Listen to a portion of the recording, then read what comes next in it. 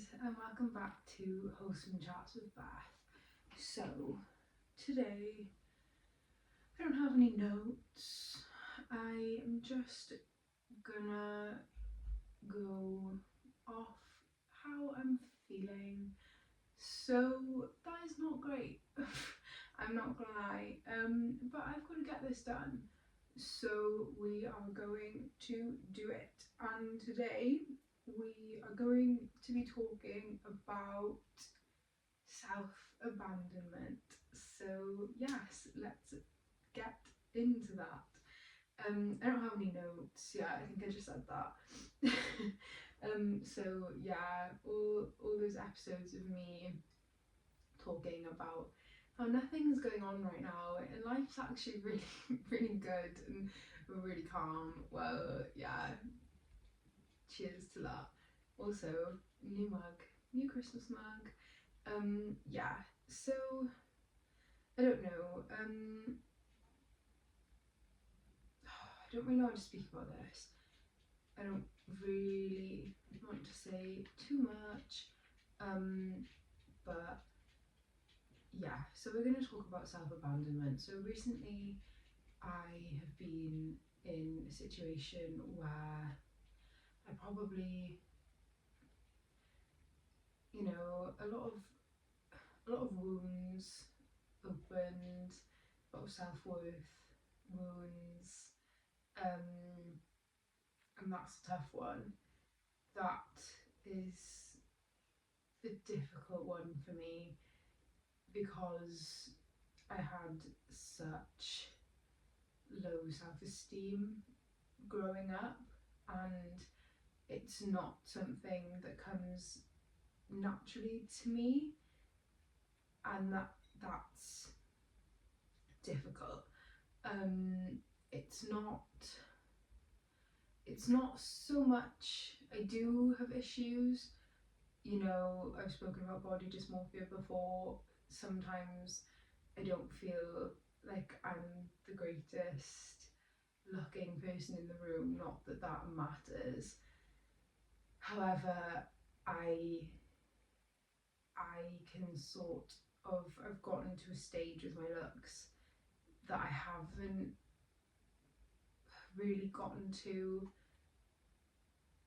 inside, if that makes sense. It's difficult because I can get to a point where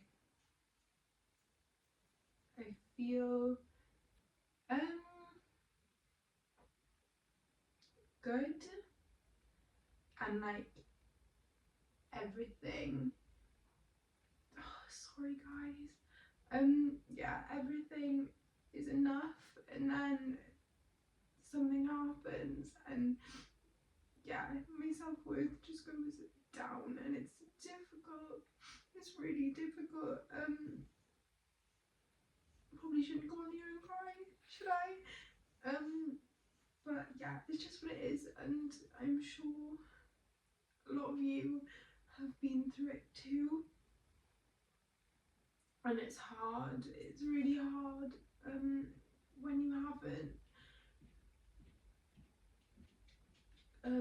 grown up with like a lot of affirmations and things like that, because then how do you actually give that to yourself, if that makes sense, when something knocks you? And it's hard, it's really hard. But yeah, anyway, so obviously lots of wounds reopened, but it is what it is, and you've just got to work hard at bouncing back. But anyway, self-abandonment. So I don't know the exact term for self-abandonment, not term, definition,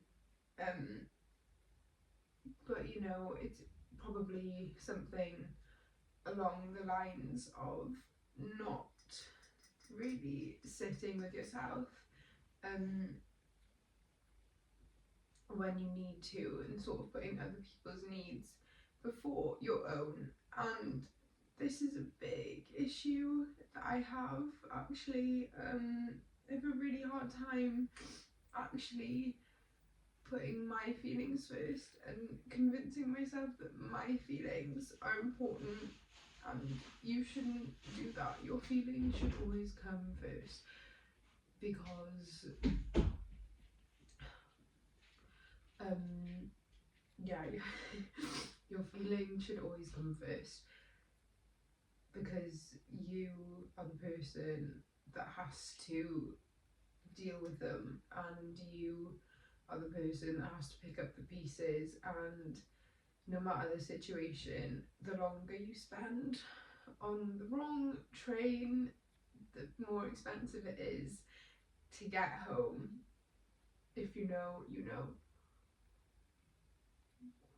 So yeah, that's a tough pill to swallow, and it's hard when you've had to grow up so hypervigilant to everyone around you and how they're feeling, and then you learn that what you feel isn't important, and it is important. It is important, and you need to listen to it. And when something feels wrong, that means that it is wrong. So yeah, sorry.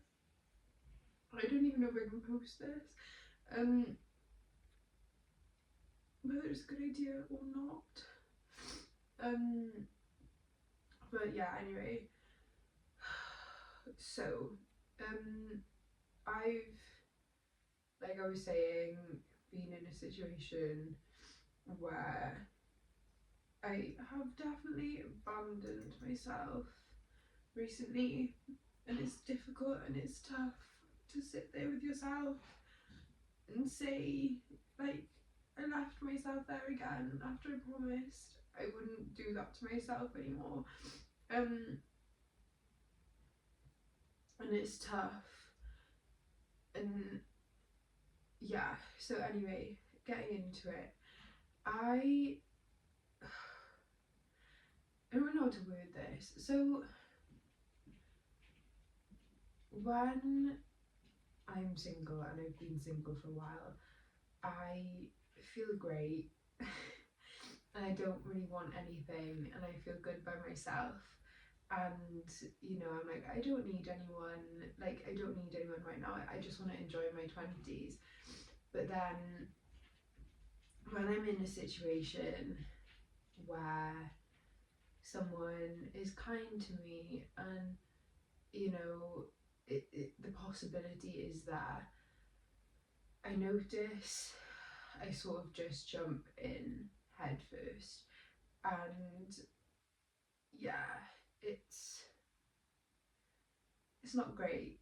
And it's kind of like that saying, and it's like, when you've grown up and all you wanted is kindness, you will literally lick it off knives. And yeah, as the saying goes, and it's like, it doesn't always necessarily have to be that bad, but somebody can not match up with you, and because they're nice to you, you kind of just push everything else aside.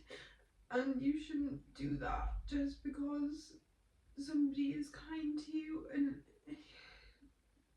nothing else works, if that makes sense. And that's kind of been a hard pill for me to swallow this week, because I thought I was past it. Yeah, I really thought I was past it, but I'm not. So yeah, another learning curve. That's great. But yeah, it's just like somebody will be kind to you and they will do, but they will also show you everything else that you need as well. And because of that, because someone was kind to me, I sort of just pushed all my other feelings aside, and I was like, but I want this from someone, and I want this from someone, and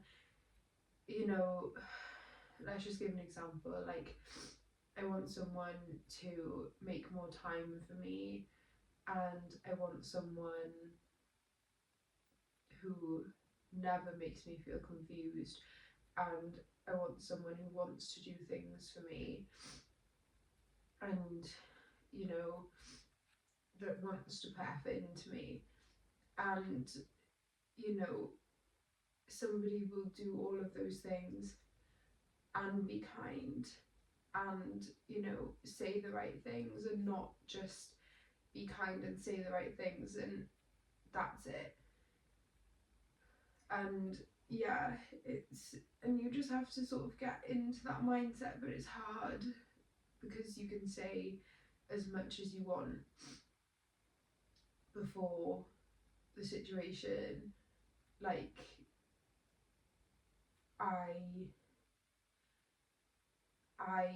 if somebody doesn't meet all of these things on my list, then goodbye.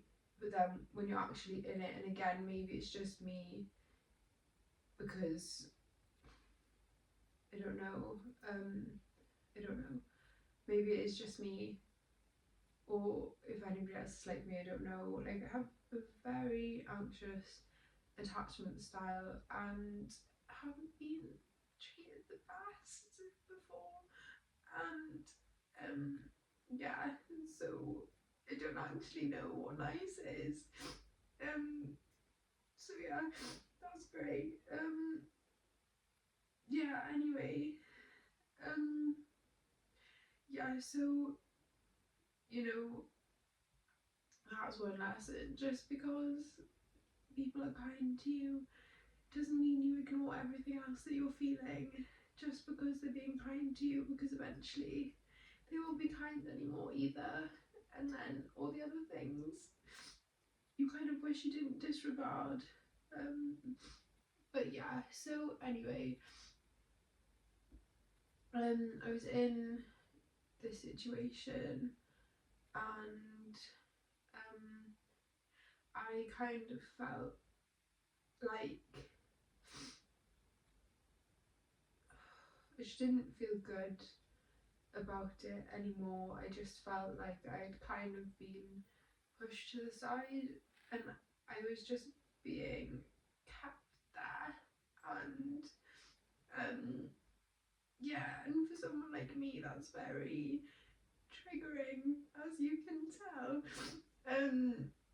Yeah, so instead of thinking about my feelings, I was thinking about this person's feelings and what I could have possibly done wrong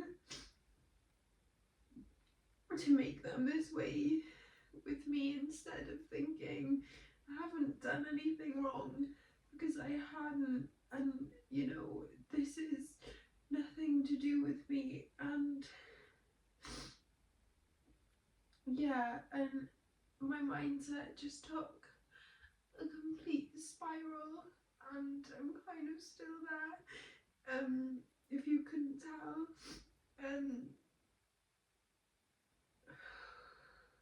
I'm so sorry. I actually really don't even know if I can post this. Hi, here's me crying for 45 minutes. Yeah, so what was I saying? Yeah, so I sort of just spiraled, and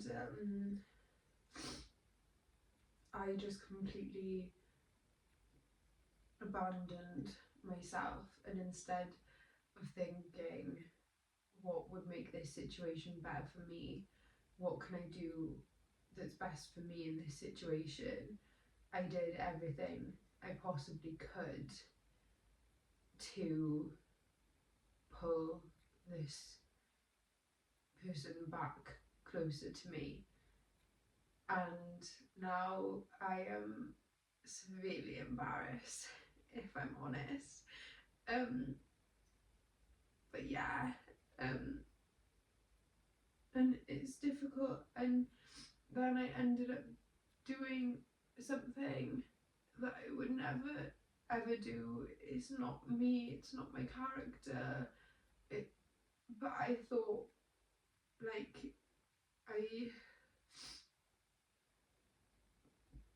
it's literally embarrassing.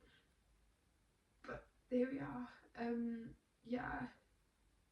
And I thought that if I said something that completely wasn't me, that it would pull them back closer to me. And instead it did the complete opposite. And yeah, that's fine. But it's just shit, because instead of sitting there with myself, like I just said, instead of just sitting there with myself and, you know, thinking, why am I feeling this way? Why am I triggered? What's triggering me here? Like, how can I try and address this with this person? And maybe it was because it didn't feel safe to, you know, it's really tough. And I feel like it's really hard, because when you're in situations like this and you don't want to appear too emotional, and you don't want to appear like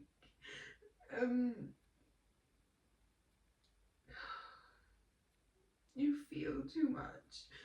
But I do, like, I feel things so deeply, and it's hard. I don't feel like anyone else feels things as deeply, and not many other people anyway. And that's difficult, because then you don't really know how to navigate it, and people don't know how to handle it, and I don't know how to handle it, and it's hard. But yeah, anyway, instead of just saying, like, you know, why don't I just be myself? Why don't I just try and have this conversation? I did the complete opposite thing,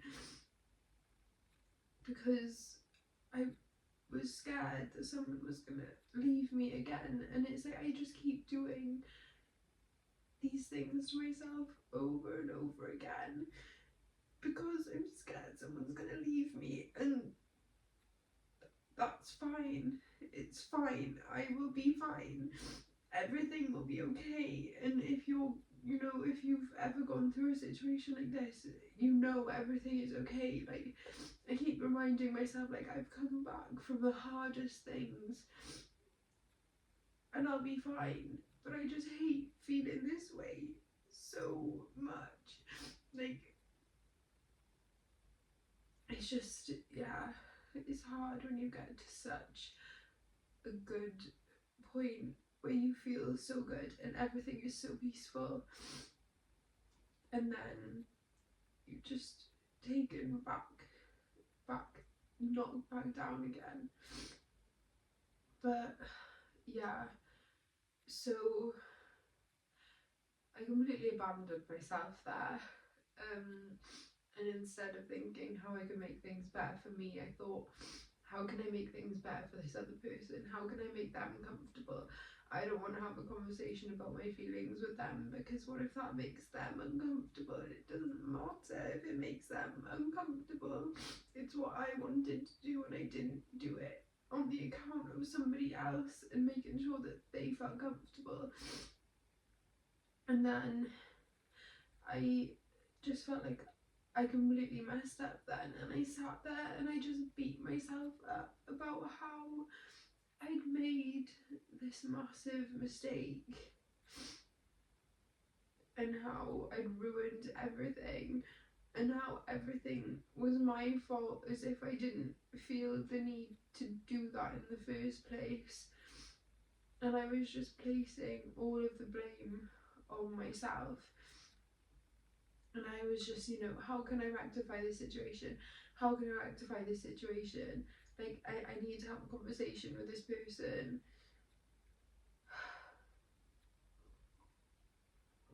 I need to have a conversation with this person so that I can tell them what I actually wanted to say, as if it would have made much of a difference anyway. And then I haven't heard from this person since. And yeah, as hard as that is, it's difficult because I will then sit there and I will blame myself like I have been doing for days. And it's like I have to try and convince myself now that it's not my fault, and it's even worse because I did something that I would never usually do, and I don't know why I did it. And again, like I said, I didn't hear from this person then, and that's completely fine. That's fine. It's not nice to not have an explanation from things. However, I made a mistake, but I'm young and I'm still learning to live, and I have to give this person the same grace as I'm giving myself there. They're still learning too, and it hurts, but what's meant to be will be, won't it? But yeah, the reason I'm saying this is because, again, I abandoned myself, and instead of sitting there with myself and being like, do you know what, like, actually I didn't do anything wrong, I didn't say anything wrong, I might have said something I didn't mean, but I tried to clarify that, and they didn't want to talk about that, and that's okay, and I have to give them that space, and I have to remind myself that actually I didn't do anything wrong, and this isn't entirely my fault. It was difficult because I was just going around in my head then, like, what do they think about me? Do they think I'm crazy? Like, did I say something wrong? Like,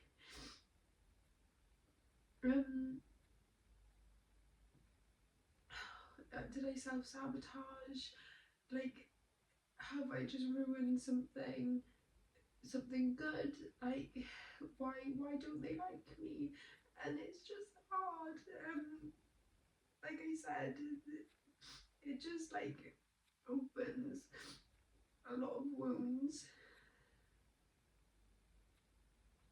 and it's difficult when you think that you've healed from these things, and then you realise, actually, no, I haven't.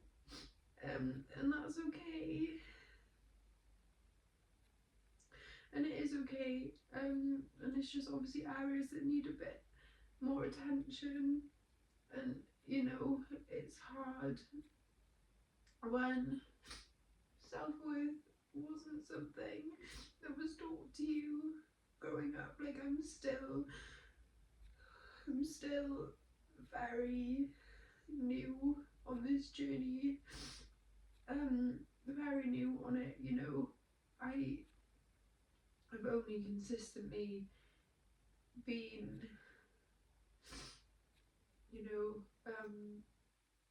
practicing affirmations and self-concept and everything like that. That's only been something that I've delved into in the last 2.5 years, and that's a very short time to rewire beliefs about yourself.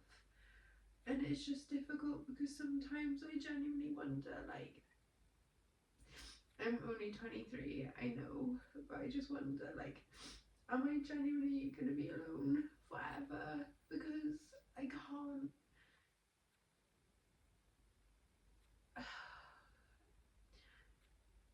I don't know. I don't know what I'm trying to say. Like, because I don't think I'm worthy of the love that I deserve, and I don't know. Um, this is so depressing. I'm so sorry. But yeah, it's tough. Like, I grew up and I thought, you know, I was sort of shown and conditioned that when you make mistakes, you don't, you know, you don't get love. Mistakes aren't rewarded with love, but you are allowed to make mistakes. And, you know, you still deserve kindness and love even when you do make mistakes. And it's difficult, like, you are worthy of love. It doesn't matter what other people have told you, and it doesn't matter what other people have shown you. It will come one day. I hope. I hope anyway. But yeah, it's just difficult, isn't it? Like, I feel, I don't know. I know I'm meant to come on here and say to you guys, like, you know, everything's gonna be okay, and it is gonna be okay.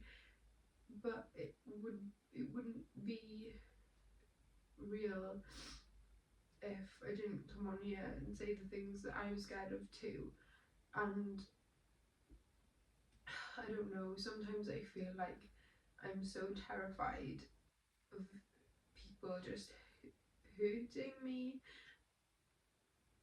And it's difficult when you let your guard down and people still, you know, and you think, oh no, couldn't possibly, not this time. And every time they do, and it's just not easy. And then it's like, did I ruin it myself? Because I thought, this is too good to be true.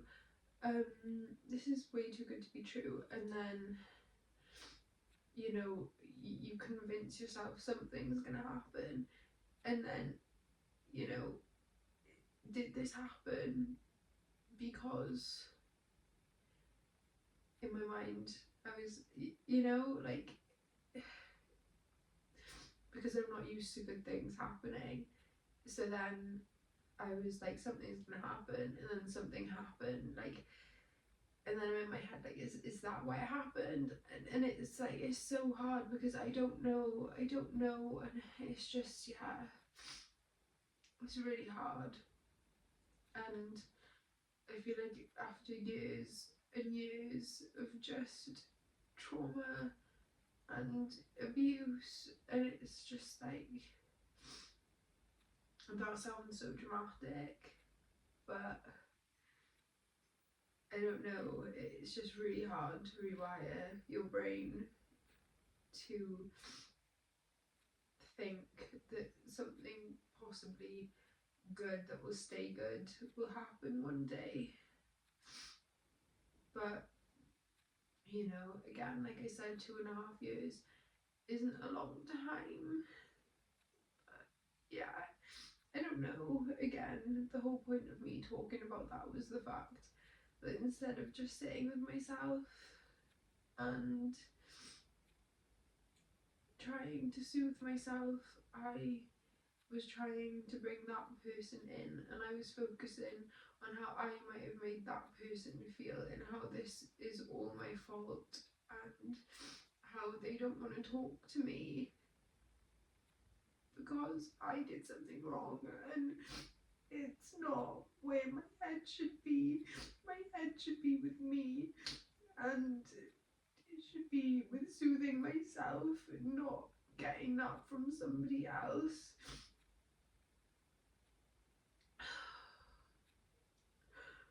Yeah, it's just, you know, you are your main priority and you know yourself better than anyone, and you need to sit there with yourself and you need to soothe yourself in whatever way that may be. I don't know what those ways are for me yet, you know, like, it's hard, like, it's hard when like it's easy. It's so easy with some people, especially people that you've been dealing with for years, and it's easy to say to yourself, um, they're not good for me anyway. I don't know why I keep going back. They're not worth my time, you know. And then, you know, when people like very outrightly do you wrong, that's easy too, because that's nothing to do with me. They did that to me, that's on them. But when somebody doesn't outrightly tell you, I don't want you, like, I don't want this, like, I'm sorry if I made you feel that way, like, but I've just come to the conclusion that this isn't for me, or like, you know, just anything like that. I feel like silence makes it a lot worse, because then it's very top of mind, like, what is it, and it's very hard to convince yourself that it's not personal, and again, you just abandon yourself and you spiral. I don't even want to know what I look like right now. Yeah, and you just think, what did I say, what did I do, I did this wrong, like, I'm an awful person, they think I'm an awful person, I'm not an awful person, when in reality you need to sit there with yourself. It doesn't matter what people think of me, it doesn't matter. They couldn't tell me how they felt, they didn't want to tell me how they felt. That's fine, that's nothing to do with me. I've got my answer. I can love myself. I don't deserve this. I deserve communication. I deserve kindness. I deserve someone who thinks I'm worthy enough to be honest with. Everyone deserves that. And it's nothing to do with you. And, you know, these are the things I should have been telling myself, and these are the things I'm trying to tell myself. And yeah, it's not. Oh my god, ew. Oh my god, ew. Yeah. I really don't know if I can post this, if I'm honest. It's quite funny, really. It's not, but yeah. These things happen, and if you're like me and you have all of these lovely self-worth wounds, because yeah, just life, then these things aren't easy for you, and they're not easy for me either. And I've genuinely been waking up the last 2 weeks and I haven't even been able to get out of bed. I just laid there and cried, or just stared at the ceiling, and I haven't felt this way in a very long time.